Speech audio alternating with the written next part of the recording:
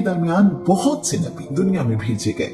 इब्राहिम जनूबी इराक में पैदा हुए। आप इराक के शहर उर में रहा करते थे। बाद के जमाने में आप हिजरत करके फलस्तीन में रहने लगे। इब्राहिम के जमाने में लोग पत्थर और लकड़ी के बुतों की पूजा करते थे। लोग अपने खालिक को भूल चुके थे। उनके लिए हर मकसद का खुदा अलग था। जिंदगी का खुदा अलग, मौत का खुदा अलग, ताकत का खुदा अलग, बारिश का खुदा अलग, रिस्क का खुदा अलग, सूरज का खुदा अलहदा और चांद का खुदा अलहदा था। जरूरतें लातादाद थीं तो खुदा भी लातादाद थे। इब्राहिम ने उन बुतों की इबादत करने से इनकार किया और इस कायनात में गौर करने लगे। नमरूद बाबिल का बादशाह था। नमरूद के मायने हैं बागी। नमरूद को नमरूद जसीम भी कहा जाता है।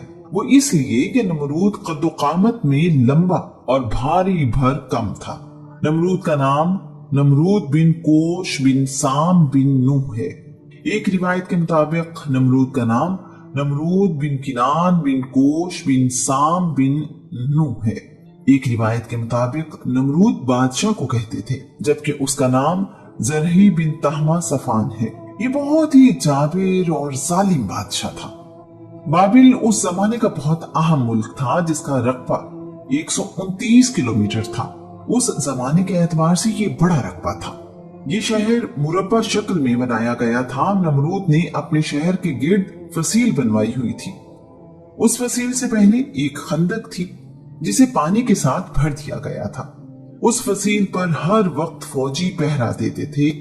इन बातों से अंदाजा लगाया जा सकता है कि नमरूद के इलाके में किस कदर तरक्की और खुशहाली थी। नमरूद खुद भी मुशरिक था और उसकी कौम भी। नमरूद खुदाई का दावेदार था। नमरूद की रियाया उसकी भी इबादत करती थी।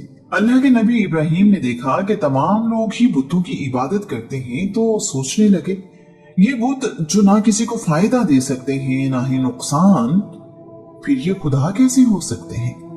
उन्होंने लोगों से कहा, मेरी कौम, तुम लोग जिसकी इबादत करते हो, मैं उन चीजों से बेजार हूं। अपनी कौम में ऐलान कर दिया, बेशक मैंने उस जात की तरफ रुख फेर लिया है जिसने जमीन और आसमानों को पैदा किया है। नमरूद का तमाम वसाइल पर कब्जा था। उनमें अनाज, फसलें, जानवर सभी शामिल थे। लोगों को अपने हाथ से खुराक देकर अपनी अना की तस्कीन करता था। जब लोग उसके पास जाते तो पहले उनसे अपने खुदा होने का एतराफ करवाता, फिर खुराक देता। ये सिलसिला साल हा साल से ऐसे ही चल रहा था। एक दिन लोग अपना रिस्क लेने के लिए कितार बनाए हुए नमरूद के सामने हाजिर थे। उनमें एक नौजवान इब्राहिम भी था। लोग नमरूद के पास आते तो वो पूछता, तुम्हारा रब कौन है?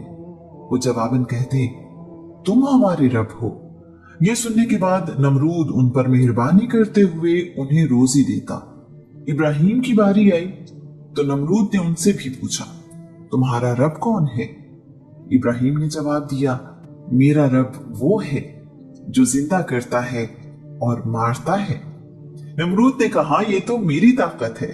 मैं जिसे चाहूं जिंदा छोड़ देता हूं, जिसे चाहूं उसे मौत की नींद सुला देता हूं। अल्लाह के नबी ने कहा, मेरा रब तो अल्लाह है जो मशरिक से सूरज को तुलू करता है। तू सूरज को मगरिब से तुलू करके दिखा। नमरूद ये जवाब सुनकर ऐसा हो गया कि किसी बात की खबर न रही। उसके लिए ये जवाब निहायत गैर मुतवक्के था। नमरूद ने इब्राहिम को खुराक देने से इनकार कर दिया। इब्राहिम वहां से खाली हाथ घर लौट आए। इब्राहिम ने रास्ते से मिट्टी का ढेला उठाया और अपने दामन में बांध लिया। उनका मकसद ये था कि घर वालों को इस बात का इल्म न हो कि खुराक नहीं मिली। इब्राहिम भूखे पेट सो गए। मिट्टी वाली गठड़ी इब्राहिम के बिस्तर के करीब ही पड़ी थी। उनकी बीवी ने ये गठड़ी खोली तो अल्लाह करीम की रहमत से मिट्टी एक बेहतरीन किस्म की गंदुम में तब्दील हो चुकी थी। उन्होंने ये गंदुम पीसी और आटे से रोटी बना ली। इब्राहिम नींद से जागे तो रोटी देखकर हैरान रह गए। अपने रब के हुजूर शुक्रगुजार हुए।